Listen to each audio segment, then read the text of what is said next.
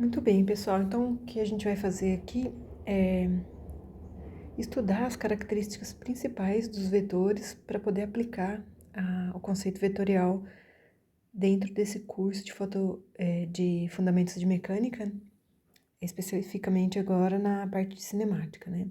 Então, a primeira coisa que a gente tem que ter em mente é que os vetores são entidades matemáticas que representam módulo, direção e sentido. Então, muitas vezes a gente usa o vetor para representar alguma grandeza física que precise, né, de magnitude e orientação, que seria a direção e o sentido. Então, a ideia é que, por exemplo, nessa trajetória roxinha, se um objeto estivesse percorrendo a trajetória roxa e a gente tivesse que descrever a posição espacial, então é possível descrever essa posição espacial em 3 dimensões usando vetores.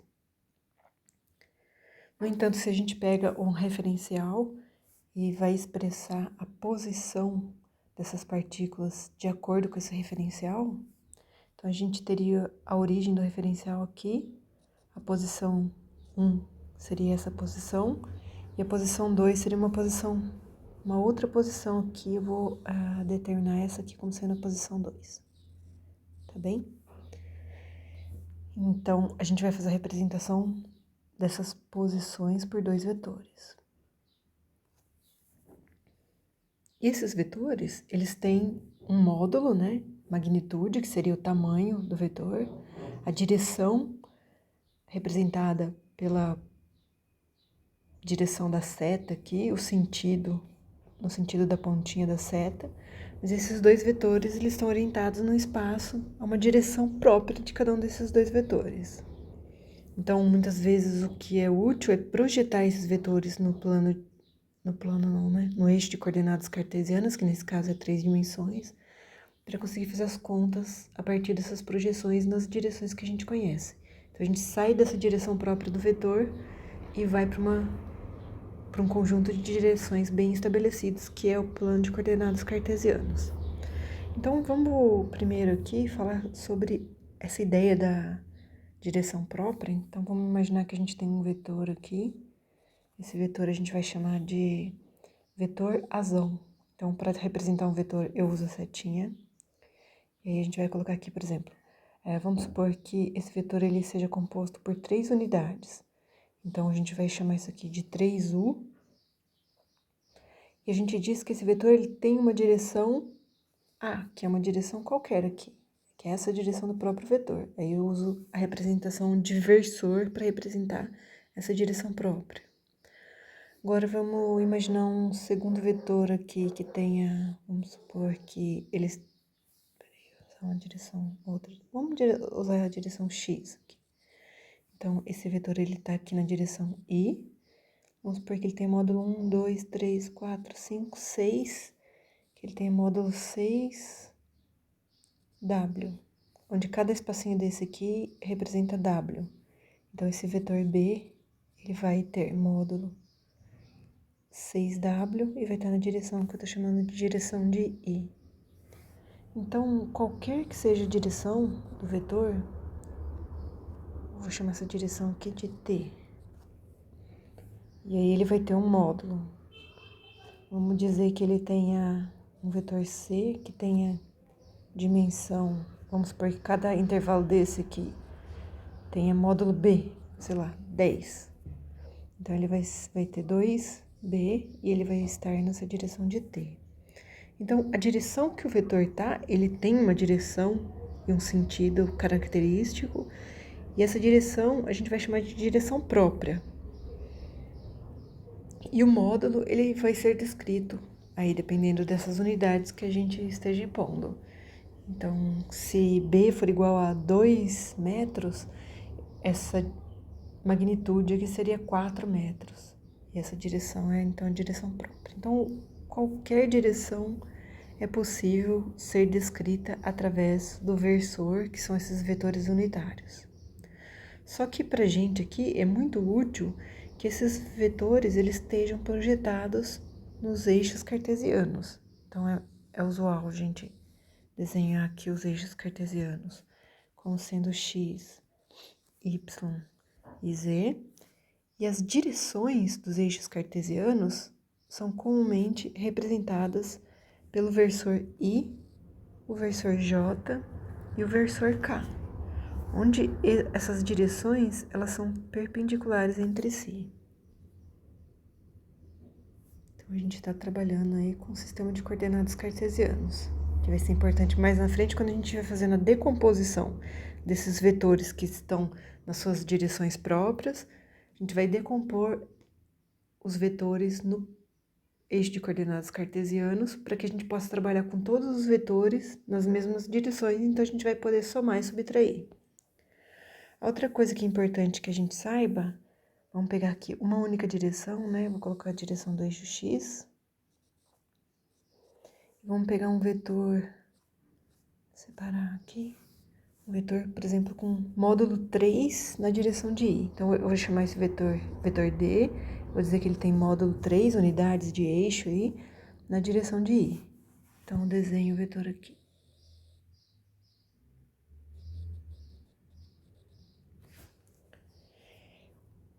Por outro lado, se a gente inverte o sentido desse vetor e passa a expressar ele nessa direção aqui, eu posso dizer que esse vetor aqui, ele é um vetor que representa menos o vetor D, ou seja, ele tem o mesmo módulo do vetor anterior, mesma direção, somente o sentido é o sentido oposto.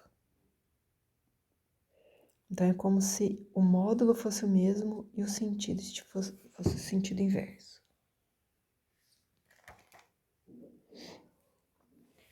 Depois, a gente precisa saber decompor um vetor. Então, vamos supor aqui que a gente tenha duas direções para facilitar na hora de fazer essa decomposição, desenhar ela espacialmente, né? Então, vamos imaginar que a gente tem um ponto aqui, que seja localizado espacialmente a partir desse vetor. A gente já está chamando esse vetor de R, então vou continuar chamando ele de R, porque ele, no fundo, representa vetor posição. Então, esse vetor, ele tem módulo R e ele está numa direção própria aqui. Vou chamar essa direção de Rzinho. Então, a direção própria do vetor, ela é essa aqui. Ou a gente pode dizer que esse vetor ele faz um ângulo θ com o eixo x. Se eu for tentar descrever a trajetória do objeto através dessa direção própria do vetor, vai ser muito complicado, porque a cada ponto da sua trajetória, o vetor vai ter uma direção própria diferente. Então, eu vou decompor essa posição em x e y para facilitar na hora que eu estiver fazendo as operações matemáticas da cinemática, né? Então, quando a gente faz a projeção do vetor, que é o que vocês têm que saber fazer aqui, é que quando eu projeto o vetor R no eixo X, essa projeção ela vai acontecer a 90 graus, e quando eu projeto o vetor R na direção de Y, essa projeção também vai acontecer a 90 graus, significando que a gente vai ter uma representação de vetores nessa direção. Então, vamos pensar aqui que, nesse caso, a gente vai ter um vetor x, que é esse vetor aqui, que tem módulo 1, 2, 3, 4, ele tem módulo 4 unidades. Peraí que a gente pode pensar na projeção vetorial, ele tem um módulo do próprio R, né? Antes disso, a gente vai escrever assim, ó. Ele tem módulo x, ou seja, ele tem um valor de x, e ele tá na direção de I e tá na direção de I positivo. Enquanto aqui a gente tem um vetor y, que tem o módulo de y, e ele vai estar na direção de j, nesse caso também positivo. Agora, se a gente olha para esse triângulo retângulo composto por 1, 2, 3, 1, 2, 3, 4, né? 4 por 4. Esse triângulo retângulo formado aí tem 4 por 4. Então, eu vou projetar o y para o lado de cá. Então, estou somando esse vetor x com esse vetor y, com um ângulo de 90 graus, o que nos dá um vetor resultante nessa direção aqui, tá bem?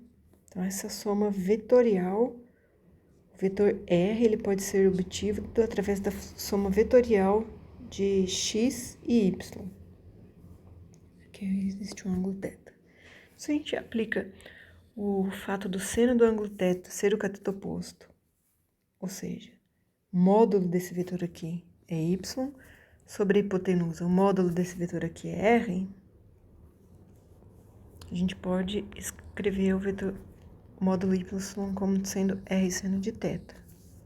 Da mesma forma, se a gente fizer a relação trigonométrica para o cosseno de θ vai ser o cateto adjacente, que é x, sobre a hipotenusa, que é R, daqui a gente tira que x vai ser igual a R cosseno de θ.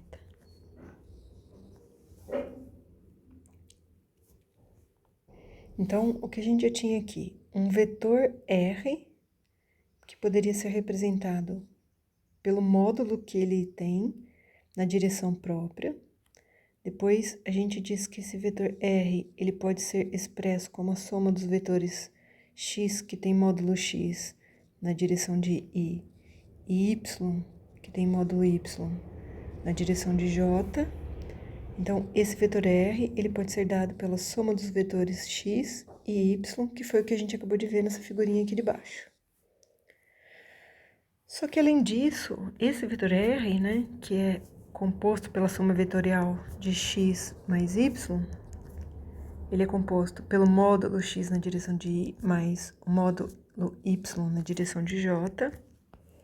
E a gente acabou de ver aqui que o módulo de x e o módulo de y obedecem à relação trigonométrica desse triângulo retângulo, que sempre vai ser dessa forma quando a gente tiver uma projeção de um vetor em eixos de coordenadas que são ortogonais entre si. Então, a gente vai ter esse vetor R como sendo R cosseno de θ na direção de I, mais R seno de θ na direção de J. Então, quando a gente conhece o ângulo de inclinação com relação a um dos eixos, a gente pode fazer a representação desse vetor nas coordenadas cartesianas dessa forma. Estou usando duas dimensões, mas essa ideia da projeção do vetor R nos eixos de coordenadas, ele pode acontecer mesmo em 3 dimensões. Outras relações trigonométricas importantes quando a gente faz a projeção dos vetores é que a tangente do ângulo θ, ela é o cateto oposto, que é o y, sobre o cateto adjacente, que é o x. E além disso, pelo fato de a gente ter um triângulo retângulo, a gente sabe que r ao quadrado vai ser igual a x ao quadrado mais y ao quadrado. Então, esse seria a forma de representar o módulo do vetor r. E por fim, a gente tem que saber somar e subtrair vetores. E aí a gente soma e subtrai vetores após ter feito sua decomposição. Então, vamos pensar num vetor u mais um vetor v. E aí eu vou desenhar o eixo de coordenadas cartesianas para esses dois. A gente vai fazer essa representação em 2 dimensões. O eixo x está aqui, o eixo y está aqui. Um dos vetores vai estar nesse ponto, que é o vetor que eu vou chamar de u. E o outro vetor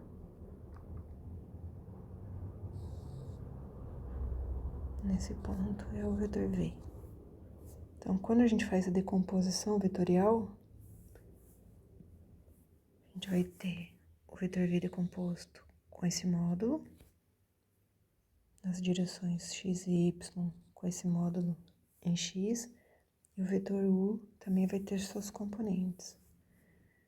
Vou desenhar um pouquinho para baixo aqui. A componente do vetor u é essa aqui, e a componente em y, então o vetor u, essa aqui é a componente em x do vetor u, e essa aqui é a componente em y para u.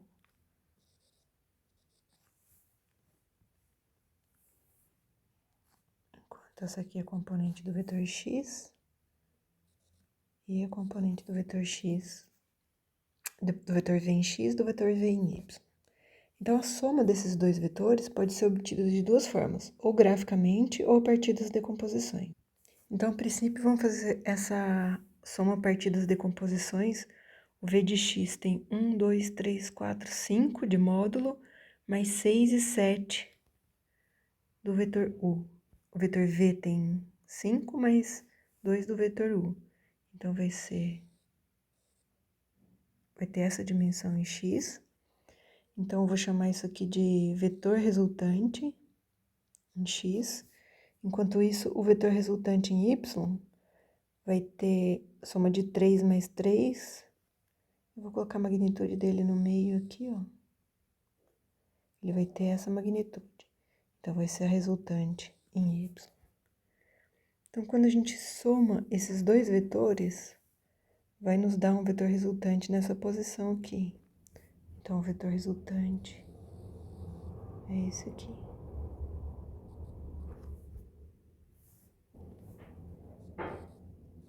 Esse vetor R, também poderíamos fazer a soma gráfica projetando o vetor V nesse ponto aqui. Então, eu subo com ele projetando o vetor no ponto. Peraí que eu tenho que fazer uma correçãozinha. Porque eu errei a soma em Y aqui. São 3, 1, 2, 3, tá aqui.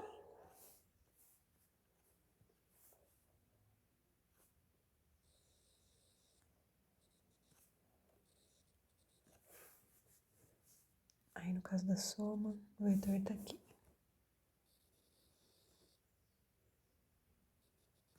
Então, esse seria o vetor R. Então, essa seria a soma a partir dos componentes.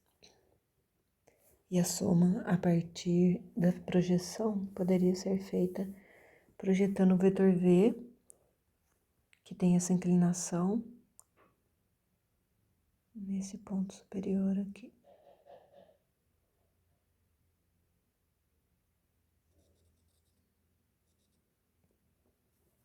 E aí a soma vetorial do primeiro vetor, da parte do corpo do primeiro vetor com a seta, com a parte do corpo e a direção aqui da setinha, dando o vetor resultante. Então, isso aqui seria uma projeção do vetor V e o vetor resultante tá aqui. Então, esse vetor, cada um dos vetores aqui tinha 1, 2, 3, 4, 5. Ele tinha 5 na direção de I, mais 1, 2, 3, 3 na direção de J, enquanto o vetor U, ele tinha 1, 2, 2 na direção de I, mais 3 na direção de J. O vetor R, que é o vetor resultante, ele vai ter 5 mais 2, 7 na direção de I, mais 3 mais 3, 6 na direção de J. Nesse caso, também a gente verifica a regra do paralelogramo, né? Que quando a gente faz a projeção do V e a projeção do U aqui, projeção de V e projeção de U, o vetor resultante, ele tá nessa mediana aqui. Se a gente utilizar os mesmos vetores, né? O mesmo diagrama, os mesmos vetores, agora, em vez de fazer uma soma, fazer a subtração desses dois, se eu consigo desenhar aqui. 5 e 3, né?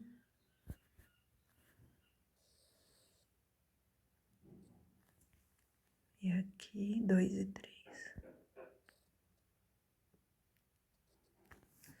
Então, nesse caso, se a gente for fazer a subtração desses dois vetores, eu vou subtrair, eu vou fazer V menos o vetor U. O negativo do U é o inverso dele. Então, é como se a gente tivesse o U invertido. Então, eu trago ele e projeto aqui.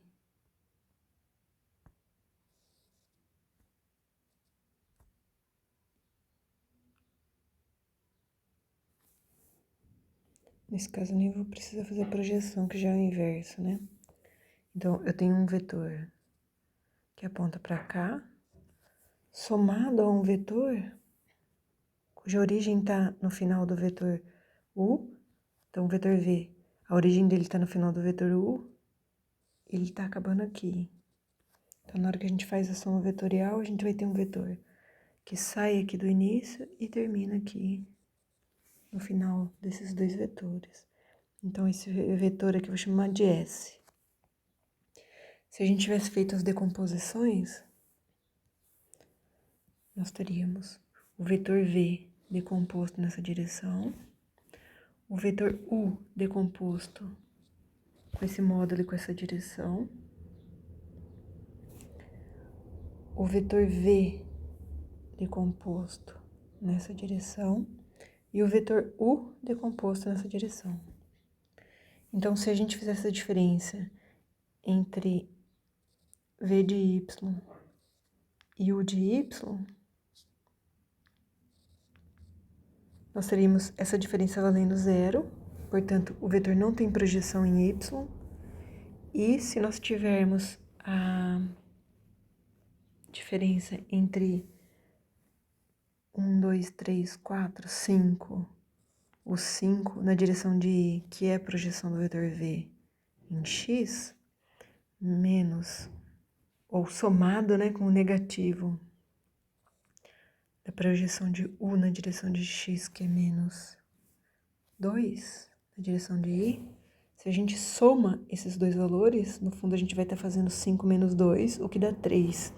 Então, o vetor resultante daria uma sobrinha aqui na direção de 3. Ou seja, ele tem essa magnitude. Então, esse aqui seria o S na direção de X. Então, o vetor S na direção de X, ele tem 0 na direção, ele tem 5 na direção, 1, 2, 3, na verdade, 3 na direção de I, mais 0 na direção de J. Ou seja, se a gente tivesse dito que esse vetor, ele tem módulo na direção de X, mais módulo na direção de Y, tem uma projeção na direção de I, mais uma projeção na direção de J, a projeção na direção de J é 0, e todo o vetor, ele tem a direção única, que é a direção de X, que é o módulo 3 na direção de I, né? Esse módulo 3 na direção de I.